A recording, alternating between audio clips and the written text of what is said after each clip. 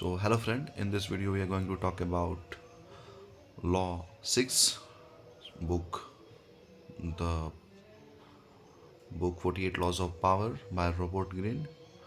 और इस लॉ का जो जो टाइटल है वो ये है, court attention at any cost. Arthur कहता है कि जिसके पास अटेंशन होता है उसी के पास अधिकतर केसेस में पावर होता है। और इसको समझाने के लिए एक बार एक कहानी बताता है ऑर्थर। इसमें होता ये है कि एक जोकर होता है, ठीक है। एक सर्कस में काम करने वाला व्यक्ति होता है और उसके सर्कस में अब आदमी नहीं आते हैं, ठीक है।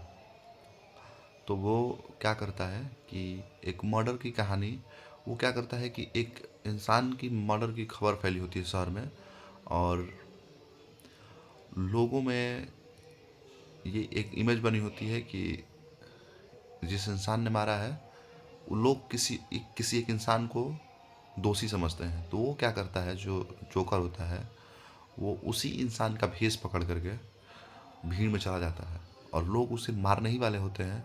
तभी वो चिल्ला के कहने लगता है कि मुझे मुझे छोड़ दो, मेरे सर्कस में चलो, मेरे थिएटर में चलो, और मैं दिखाता हूँ कि मैं वो नहीं हूँ जिसने मर्डर किया है, बल्कि मैं एक जोकर हूँ, मैं सर्कस में काम करता हूँ। और बस वो मरते मरते बचता है और लोग उसकी बात मान के सर्कस तक जाते हैं।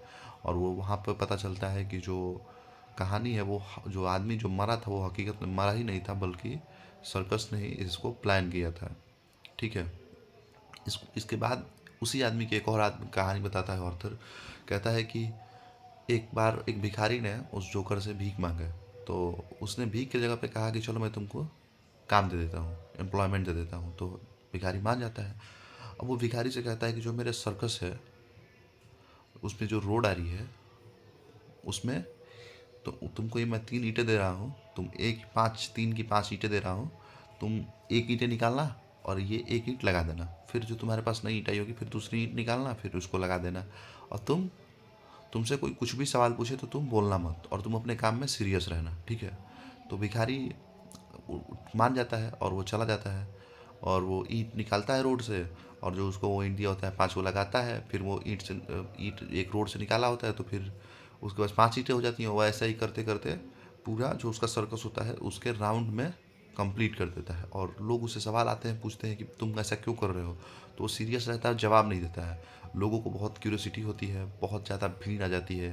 तब वो क्या करता है वो आदमी, कि वो उसको देखने के लिए आदमी की जो भीड़ आती है तो वो टिकट लगा देता है कि इसको देखने के लिए आपको टिकट लेना पड़ेगा, ठीक है।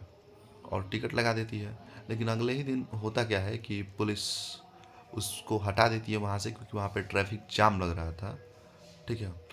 तो उसके बाद से जो उसकी थिएटर की सेल्स थी वो बढ़ गई, ठीक है। वो हमेशा कुछ ऐसे टैक्टिक्स को यूज़ करता था कि उसके वो खबरों में बना रहे।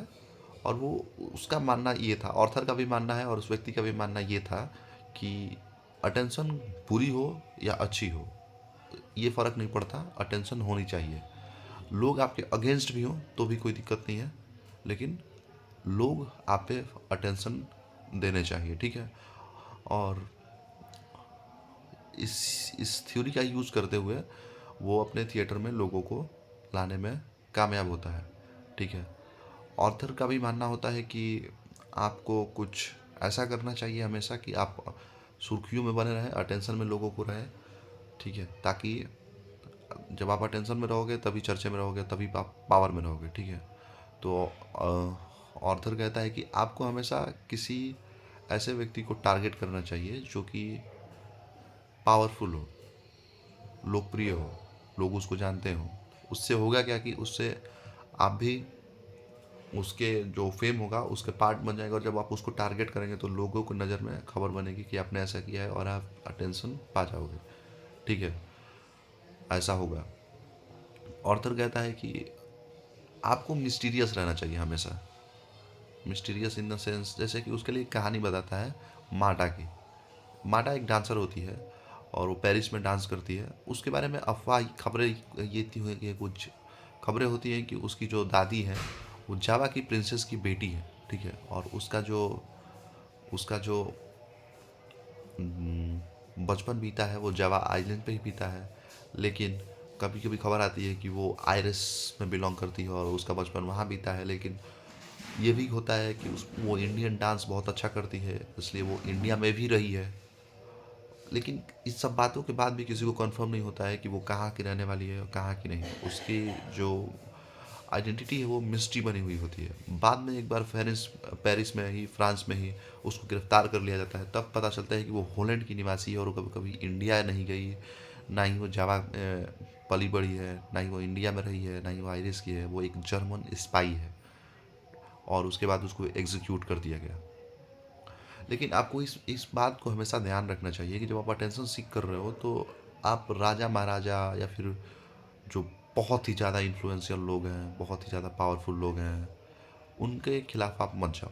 जैसे कि उस एक बार होता क्या है कि एक बार एक खबर आती है कि एक थिएटर में क्वीन विक्टोरिया इंग्लैंड की आएंगी और उनके आने से पहले सारे लोग बैठ जाएं, ताकि जब क्वीन आए तो कोई खड़ा ना रहे। तो सब कोई बैठ जाता है, सब पहले जाकर बैठ जाते हैं और क्वीन विक्टोरिया आती है। लेकिन वहीं पर एक औरत होती है जो कि वो शो में वो स्टंट करने आती है। तो क्वीन विक्टोरिया जब आ जाती है तो वो बैठ जाती है, और क्वीन विक्टोरिया जब बैठ जाती है तब वो बैठती है, तो वो अटेंशन तो पा गई, लेकिन उसके बाद उसका शो चला नहीं कभी, क्योंकि इंग्लैंड के लोग उसको बाइकआउट करने लगे, क्योंकि वो अपनी क्वीन के आगे आपको नहीं सपोर्ट करेंगे। तो आपको हमेशा याद रखना चाहिए कि आप इन्फ्लुएंशियल पीपल को टारगेट तो करो, लेकिन बहुत ही ज़्यादा पावरफुल लोगों को मत करो जिससे कि आपको वो नुकसान पहुंचाए।